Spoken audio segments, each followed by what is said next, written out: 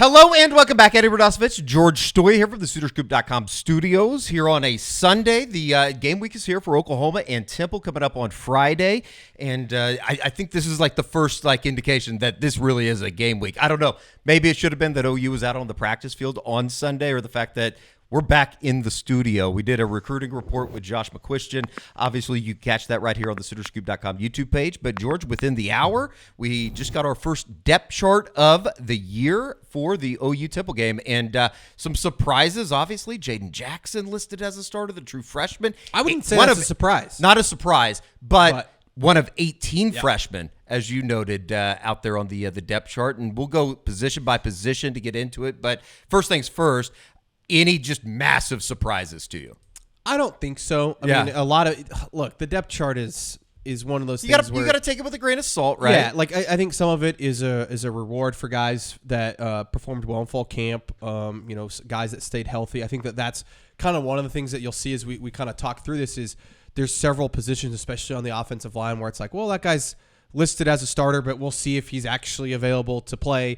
I thought it was good to see Andrel Anthony get on the depth chart just because, he has been injured. We didn't see a Troy Everett on there, but it's just, I think special teams is really interesting, which I know we'll get to at some point, but nothing that I would say really stood out. I think there ended up being 71 total players on the depth chart, which is a lot. And then 18 of them are true freshmen. So lots of young guys. And again, some of them are buried down there, but I'll note some of them later that I think, hey, keep an eye on this guy. And don't be surprised if by the end of the season, maybe they're listed as the third or fourth string guy. And at the end of the year, maybe they're a backup or maybe even a starter. Just to kind of get the schedule out there for the rest of the week, we will be speaking with Britt Venables on Monday. The press conference usually will be on Tuesdays throughout the year, but with the game on Friday this week, everything is kind of ramped up a day. So they were on the practice field today on Sunday. We will talk to Brent on Monday. We will talk to some of the players on Monday evening after practice. And then before you know it, we're going to be looking at game day here coming up on Friday. Yeah, 6 o'clock, right? Yeah, 6 o'clock. I think I said 6:30 in the recruiting report, but I'm an idiot. You guys are used to that. All right, let's get into it. The defensive line group, though, is led off there by Jaden Jackson, the true freshman, 6'2", 312. I mean, he is a monster of a little mountain of a bowling ball, if you will. But Jaden Jackson was there. Grayson Halton, certainly. Dominic Williams and DeJohn Terry with the oar. And then, obviously, R. Mason Thomas and Ethan Downs out on the end. You see Caden Woolard, PJ Adebore with the oar, as well as Trace Ford, second team behind R. Mason Thomas. Tyler Wine, who, has had must have had a really good preseason. He was a guy that was brought up by, I want to say it was Brent Venables the last time that we spoke to him. And then Danny Okoye, earning one of the other true freshmen, earning his name onto the list. Yeah, I mean, I think you got to start with Jaden Jackson. Obviously, look, he had a great fall, and we said that there's a chance that he would start. I didn't think he'd be listed as a starter on the depth chart, but it shouldn't be surprising. And, again, you could see Dominic Williams and DJ Terry out there to start on Friday, and it wouldn't surprise me. It's good to see David Stone get onto the depth chart. I don't think that's totally surprising. Again, he's one of those freshmen I mentioned earlier. Maybe he works his way up the depth chart as the season goes on. The one for me that I look at this and I look at the defensive ends, and it looks like they've kind of listed them in this way that it's, you've got kind of your bigger, stronger defensive ends on one side, and that's Ethan Downs, Caden Woolard, and PJ Adebore. And then on the other side are kind of those fast, twitchy guys, and R. Mason Thomas and Trace Ford. And then Danny Okoye and Taylor Wine, I think, came on late. But Danny Okoye, everything we've heard, had just an incredible fall camp. And so I think that he earned his way onto this depth chart. I think if you would have asked the staff, and I know for me personally, before fall camp and said, will Danny Okoye be on the 3 deep, I probably would have said no. Like I would have circled him as a potential redshirt guy, like somebody that maybe you'll see early in the season but not later. I think there's a chance Danny Okoye plays not a ton this year, but he's going to have situations where I think they're going to want him to get on the field and say, and we've said this a few times, third down and long, you just say, go get him, Danny. And I think that you're going to see him, and I think that, again, you take the depth chart with a grain of salt, but then there's also certain guys on there that you're like, okay, like a Danny Okoye as a true freshman, he earned his way, forced his way onto this depth chart. And so I think that does say something. Again, he's a younger guy, and also, again, I look at that list, and that side it's interesting that they listed him like that, where you've kind of got all your real true pass rushers on one side, and then you kind of got your bigger guys in Caden Woolard, Ethan Downs, and PJ Adebawore on the other. 6'3", 245 for Danny Okoye. Obviously, if it's not this year immediately, the future extremely bright. One of the many freshmen that I think Oklahoma fans will get to know. Ashton Sanders also makes the depth chart this week.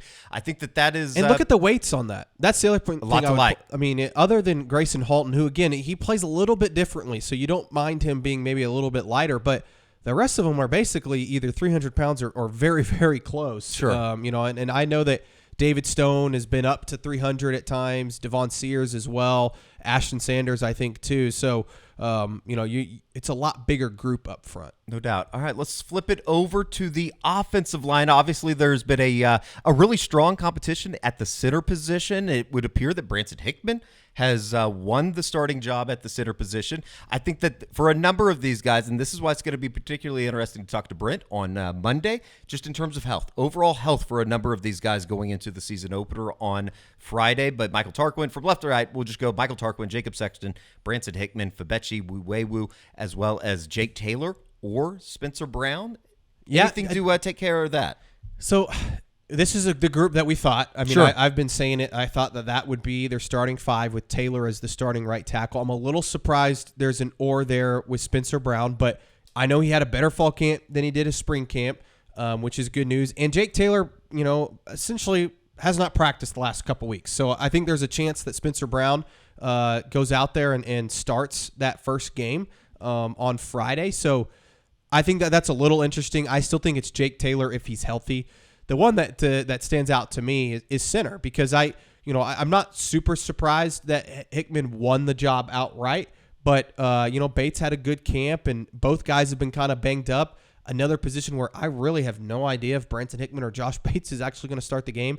And I would watch for Garen Hatchett. I know that he's also been working at center, and I think that if Hickman and Bates can't go on Friday, there's a chance that Garen Hatchett ends up starting that game at center. I think at left tackle, left guard, about what we expected, but a little surprised there's an or there with Ozida and Eddie Pierre-Louis. But Eddie Pierre-Louis had a great fall camp. I think that he's somebody, we've said it, that it would not shock us if he's one of those true freshmen that ends up seeing the field some this year. Now, this is where the depth chart gets a little funky. I think while Michael Tarquin is listed as your starting left tackle, if he were to go down, it would not be Logan Howland to come in at left tackle. I believe it. You think they would move Jake Sexton out? Yes, they would pop Jake Sexton out, and Heath Ozida or Eddie Pierre-Louis would come in at left guard. So I think it's nothing crazy on the offensive line. You just, again, take it and be like, okay, there's several of these guys that may not be able to play in the opener. So if that starting five isn't the five that runs out there, that's why. No doubt. All right, let's stay on the offensive side of the football. I don't think that there was a whole lot of surprise, obviously, at the quarterback position. Maybe at the number 2 spot, though. Casey Thompson beat out by Michael Hawkins, the freshman, another one of these freshmen, one of the 18 guys or 18 freshmen that made the two-date. Jackson Arnold, obviously, your starter. Gavin Sawchuk, Javonte Barnes at running back. Sam Franklin, kind of out of nowhere, listed ahead of Taylor Tatum. And then you see Caleb Hicks down all the way at the bottom at the running back position. Yeah, obviously quarterback, nothing too surprising. A couple months ago, we definitely all thought Casey Thompson would be the backup, but Michael Hawkins was phenomenal in fall camp. I mean, that's the bottom line. I think he straight up won that job. Now, if they're in a tight game on the road somewhere and you want to put someone in and Jackson Arnold goes down, I still think there's a chance we see Casey Thompson before we see Michael Hawkins. We'll see. Maybe I'm totally wrong on that. Maybe they totally trust the true freshman, but I do think Casey's experience still means something. Sure. and could mean something in a certain situation. At running back, I'm not surprised. I know I kind of got a lot of criticism for putting Gavin Sawchuk or Javonte Barnes in my depth chart projection, but this makes a lot of sense. This is exactly what we thought it was going to be a year ago. Both guys have been really, really good in fall camp. A lot of people think that Barnes has been their best running back through fall camp, so I think you're going to see a lot of those guys. And then the next three, I think Caleb Hicks being at the bottom is a little bit of a surprise, but we haven't really heard a whole lot about him. Yeah. And we have heard a ton about Tatum.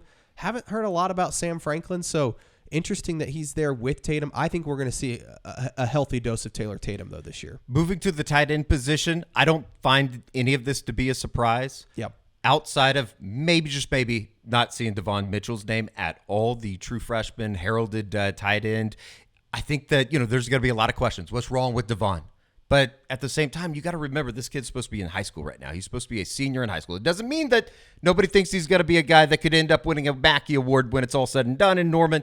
But for now, Jake Roberts or Bauer Sharp and Jake Roberts, you're 1-2, 1A, 1B, whatever you want to call it. I still think that Caden Helms is a kid that you really need to keep an eye on at 6'5", 238.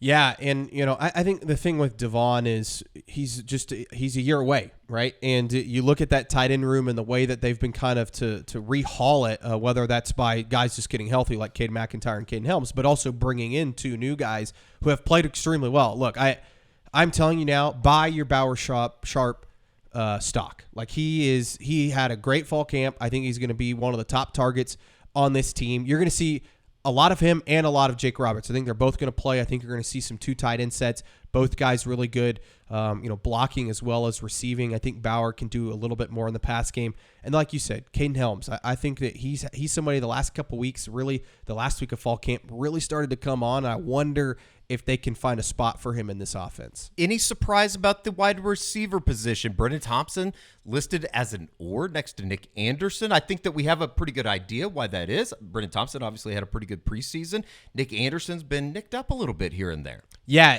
I think that might be the number one comment I'm getting right now on social media is why the heck is Brennan Thompson listed as a starter with Nick Anderson or even ahead of Nick Anderson? Well, Nick Anderson hasn't practiced in like 4 weeks. So I think it's hard to put him, as just the lone starter when there's a chance, again, kind of like some of those offensive linemen, there's a chance he doesn't play on Friday. Pair that with Brennan Thompson's had as good of a fall camp as just about anybody at the receiver position. And I think it's one of those things, again, where the coaching staff says, we should reward this guy. He's been available, and he's been really good in camp. And so, and you're going to see a lot of him. Like, that's the thing. You're going to see a lot of Brennan Thompson. He offers something to this offense that maybe the rest of these guys don't in terms of just being a total burner down the field. And we saw that at times a year ago. So it shouldn't be – I guess it's a little surprising, but not totally shocking given what we've heard. I think at the receiver position, for me, the biggest takeaway is Andrell Anthony's on it. Yeah. And I know that maybe shouldn't be a surprise that after we heard from Brent last week say he has no limits, but if you would have asked me a couple weeks ago if he'd be on it, I probably would have said no just because he wasn't healthy, right? You don't see some of those guys like a Troy Everett on there. You do see a Dasan McCullough, who we'll get into a little bit later, but I think that that's really good news that he's on there. Again, we'll see if he's able to give it a go. And then you look at the rest of it, I don't really see a whole lot of not too much surprise at slot with Deion Burks. Ivan Carrion's not on it. Maybe that's a little bit of a surprise given some of the stuff we heard about him in fall camp. But Zion Kearney gets on there. J.J. Hester, who had a really good fall camp, not surprised that he's listed on the 2 deep there. A Jacob Jordan, who's a walk-on. Yeah, out of South Lake Carroll. I know that there's going to be a lot of people that go, who the hell is this guy? Yeah. Just look up the high school tape. He was unbelievable down in South Lake for them. I will say, though, I will be surprised if we see a lot of Jacob Jordan in big games. Yeah, sure. I do think we're going to see obviously a ton of Deion Burks, but also a Jaquez Petaway who had a strong camp, and I think in his second year can take another leap. No doubt. All right, let's move over to the defensive back group, which, I think that if you were a big fan of the just look at the quarterback position because you got plenty of them. I think it's 5 different oars on the 2 deep here, or I guess the 3 deep for the depth chart purposes. Not a really big surprise at Cheetah. Obviously, Kendall Dolby, Samuel Omosigo. You had talked about Reggie Powers being moved over to the Cheetah position to get a little bit of run, maybe add a little bit of depth. I know there's a lot of people that are really excited about him at the safety position or just in the defensive backfield in general. And then, I think that there is a little bit of a surprise here when you're talking about the cornerback position, or maybe not, with Kenai Walker, Des Malone being listed above Woody Washington and Gentry Williams. I know there's oars next to their name. It's a very fluid process there with that quarterback position, and we've talked about the depth, George. Yeah, they listed basically 5 starters. Everybody's starting. At corner. The only one not starting technically is, I guess, Eli Bowen, who I think it's a big deal that Eli Bowen got onto again, kind of like the Danny Okoye situation. I think he forced his way onto it. That's another guy that if you would have told me at the start of fall camp, if he's on the 2 deep, I would have said no chance. And for him to force his way on, I think says something. But I think all the oars here at corner speak to one, the confidence they have in that group and the depth they have. I mean, we've heard so many great things about. I mean, Kenai Walker, it was just a couple weeks ago, Brent said he's their most consistent corner.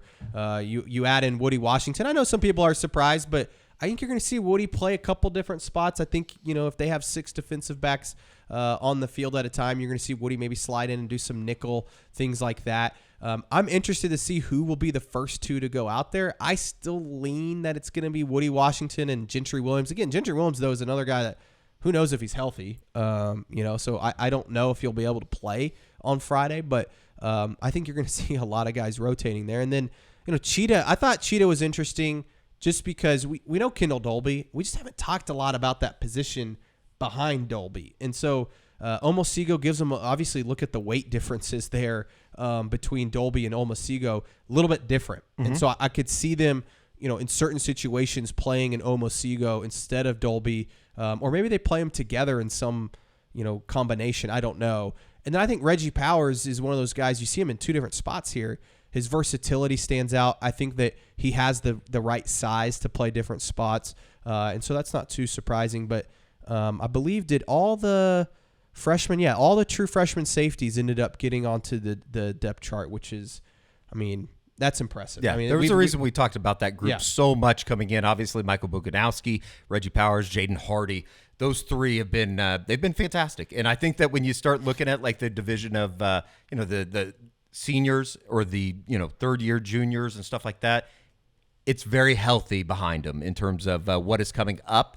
You really want to, I think, bank on Billy Bowman, Peyton Bowen, and then obviously Robert Spears-Jennings. That trio in that safety position should be fantastic. Yeah, and it shouldn't be a surprise that Bowen and Robert Spears-Jennings have an oar there. I think both had really, really good fall camps. I think there's scenarios where you're going to see all 3 of those safeties on the field at the same time. But I do think, again, the 3 true freshmen getting on there, they'd feel comfortable. If one of those 3 guys that we mentioned goes down, I think they'd feel comfortable throwing a Boganowski or a Hardy or Powers out there. Whereas, again, maybe before fall camp, they're saying, hey, we might have to move a Woody Washington over there and play a little safety, something like that. I think they really like those 3 true freshmen. So for all 3 to get on there and Powers to be in 2 different spots, I think speaks volumes to how good that group can be. No doubt about it. Looking at the linebacker position, obviously it's led by number 28. The I think Butkus Award. I don't know about favorite, but he for sure should be in the finalist scenario. Danny Stutzman leading it off. Kobe McKenzie or Jaron Kanek at the mic, and then you look at the wheel position with Kip Lewis, this is where Lewis Carter, and Deshaun McCulloch, who hasn't practiced at all this preseason. To my understanding, this is where again the depth chart is something that I don't take too seriously because and I think the will linebacker spot is a perfect example of that because Deshaun McCulloch again I think Deshaun McCulloch can be a really good player. But he's literally not practiced all of fall camp. So for him to get onto the depth chart, I think maybe speaks about how they feel like he can be once he gets back from injury. But I fully anticipate Kip Lewis to be the first will linebacker to go out there next to Danny Stutzman. And, Jaron Kanek, I think it's good that he got onto the depth chart. I think Kobe McKenzie's very clearly the second Mike linebacker. I think if Danny Stutzman were to go down, it would be Kobe McKenzie to come into the game, and I don't think there would be any hesitation with that. So, again, you kind of look at, there's an or there, but who was listed first? And I from what I understand, I think Kobe McKenzie's had a really good fall camp, and you're going to see situations where Kobe comes in, plays the mic, and Danny moves over to the will, and that's been a really good combination for him. So, again, the will spot may be a little surprising just because there's so many oars there. I didn't anticipate that. And I think Lewis Carter had a great fall camp, but I think that it's pretty clear that Kip Lewis is their starter at will. No doubt. That's going to be a really, really good group. I think that when you talk about strength of a unit, a lot of I think positions could maybe you could say the safety position, but I think you look at that linebacker room, and we talked about it just in terms of what Zach Alley and Brent Venables have been able to do over the last couple of years. It's a far cry from what we were watching a couple of days ago over in the lobby. Curtis with, Bolton, and Curtis Bolton's still grinding in the NFL, but I'm talking about guys that it feels like that is a very, very strong unit. Looking at the special teams units here, wasn't as much of a surprise. We'll get to the place kicker stuff here in a second, but let's start with kick returner and punt returner. Billy Bowman, Jalil Farouk going to get the first nods out there, and then Peyton Bowen ends up winning the punt returner job, and we go all the way back to remembering what he was able to do at Denton Geyer as a punt returner. He returned a couple punts in front of Josh and myself when we were seeing him in high school. I'm really, really excited about that. Yeah, this is when I was doing the depth chart projection a week ago. This was the one spot where I was like, I really don't know who it's going to be. My prediction ended up being Peyton Bowen's going to do one of the two. He ends up at punt return, and I think it's a great spot for him. I think he could be an electric guy back there. I think he's going to be sure-handed. I think he's going to be really smart, very high IQ football player. So I love that back there. I know there's some people that are saying, hey, don't mess with putting starters on return. There's less injuries on punt return, first of all, but I also just think that when you have somebody as good as Peyton Bowen is at returning the football, you put him back there and say, let's try and flip a game on its head. Kick returner, Billy Bowman's done it before, and he's done it well, but he's also gotten hurt on it. And so I'm interested to see how much they actually say, hey, this is when we want you to return, when you should take a touchback, all those things. Farouk did it a year ago, so I'm assuming, they usually have two guys back there. I would assume it'll be Bowman and Farouk at the same time. So I guess it's not a huge surprise. I'm also guessing, Eddie, that Billy Bowman went to the coaching staff and said, hey, look, it's my last year, and I want to help this team any way possible to win as many games as possible. And that includes being a kick returner because he's probably the best at it on the team. And I'm sure the staff's like, all right, let's do it. And I think it's also something, look, Billy Bowman's going to get drafted highly anyways, but if he can also show the NFL and show scouts, hey, I can also do this, I can return punts and do different things for you guys, it'll only help his draft stock. Ben Anderson wins the long snapper job. I don't think that was much of a competition during the. I didn't realize how big he is. During the preseason. He's a big kid. 6'5", What's he listed at? 235. 6'5", 235? Josh Plaster wins the holder job. You probably don't want to be talking about Ben Anderson and Josh Plaster too much this year, right? But we will give him a shout out for getting the starting jobs. Zach Schmidt going to be your kickoff kicker, I guess. Yep. And then Luke Elsing, obviously the incumbent, to win the punter position. And then that's where it gets interesting. We arrive at place kicker, where it feels like we've talked about this time and time again here on the SoonerScoop.com YouTube page. But Tyler Keltner and Zach Schmidt got the big old fat oar in between them. Yeah, I think it's Zach Schmidt. Again, this is, I think, a little bit of semantics from the coaching staff. I think that Zach Schmidt has been the best kicker in fall camp. I think he'll be the first guy to go out there. Maybe I'm wrong about that, and they'll give Keltner a shot early in the season. We'll see. Maybe it's a competition that they kind of play it out during non-conference. But listen, is it just most simply put, Zach Schmidt has to do it on game days. Yeah. He's been exceptional during the preseason. I think if he misses one kick, it's Keltner the rest of the way. I think that you got to give him a little bit more than just one. I don't know. Obviously, he's made over 90% of his kicks, I've been told, during the preseason. He's been fantastic, but you got to be able to do it on game day. You can't be worried about sitting him out there to make a 34-yarder. I wonder if it's a situation of, we've heard a lot about Schmidt has the bigger leg. I think that's certainly true. So I wonder if maybe Keltner's the guy they trot out there for 30 to 45-yard field goals. Let Zach do the further out. I don't know if that's a good idea. I think you need to build up Schmidt's confidence, and that's why, don't be surprised. But you can't take him out after one kick if he misses one. But you wouldn't build up any confidence doing that.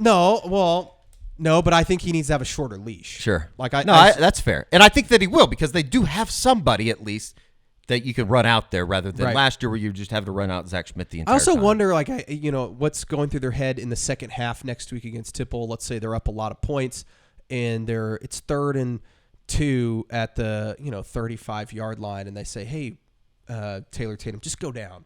And I don't think they're going to be doing that. Let's try and kick a field goal. I don't think they're going to I would do that. Let's have a little kicking competition during the game. Well, we know how your coaching is going in the NCAA world. All right, very good. A good time to join SoonerScoop.com. You can use the promo code OU1. All you got to do to sign up, go to SoonerScoop.com. 2 months for $1 here as we roll into Game Week Monday, which is kind of technically Tuesday with Oklahoma starting the season on Friday. But we will be right back here on Monday afternoon after we hear from Brent Venables and maybe get a little bit of maybe more in-depth on the depth chart. We're going to hear for some injury stuff and before we know it, we're going to be rolling into Friday, and that's going to be quite fun down here in Norman for Oklahoma, opening up the 2024 football season at 6 p.m. All right. Thanks for coming back down. We appreciate it. You should never leave. Loyal and dedicated. You should be sleeping here. Sleeping here? During game week. I'll ask Kerry about getting a bed in here. Yeah, we don't want to do that. He might end up moving in. All right. For George, I'm Eddie. This has been a instant reaction to Oklahoma's release of the depth chart going into the season opener coming up on Friday against Temple. We'll talk to you on Monday.